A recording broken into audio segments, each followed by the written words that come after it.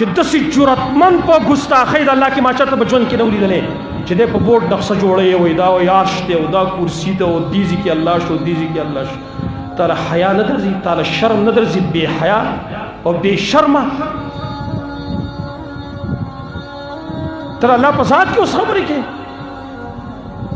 دا عقیده خو موږ ته قرآن ښودلی و چې الرحمن علی العرش استوا، رحمان ذات په عرش باندې برابر شوی دی.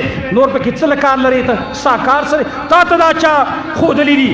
تا په خوب کې لیدلی دي یا بر اسمانونو ته ختلی چې عرش دایرې شکل والا دی، کرسۍ دایرې شکل والا ده، اسمان فلان دی فلان دی، ته بر ختلی؟ ساینسدانان اوس د دې نیمګړی ساینسدانان لا دا مني نه وایي اسمان شته سری بود نه بر هوا ده او دې پکې راولګي د پکې بغیر د سیبه د ټیکنالوژي او سره ساینس باندې پوهېږي نه وایي یار به عرش مدایرې شکل والا دی فلان دی فلان دی وغیره. او داسې جوهالو څه سړی څه وکړي؟ اتخذ الناس رؤوسا جهالا، خلق په جوهال خپل مشران وګرځي.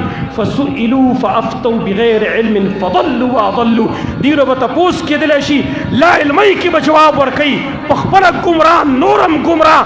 د فلاسفو د یونان، د مناطقو د یونان د هغې خبرې به نقل کوي، د مغزي او د حیرت الحکمت والا د هغې خبرې به نقل کوي او کتاب و سنت په پې رد کوي چې عرش داسې دی او فلان داسې دی او فلان داسې دی. مقصود بدا زمارونو عیسیٰ علیہ السلام په دور کې به امن و امان راشي، دا فتنې به انشاء الله تعالی به نه وي لکه چې اوس دا کومې فتنې دي. بل روایت کې راځي نبی صلی الله علیه وسلم فرمایي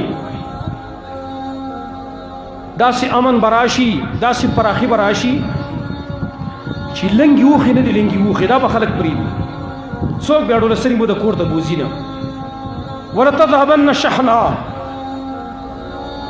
بغض عداوت به ختم شي، تحاسد کینه د یو بل سره به ختم شي. او یو سړي ته به دعوت ورلی شي چې راشه دا مال قبول کا په صدقه کې په زکات کې، زه نه قبلوم، ما ورته ضرورت نشته دی.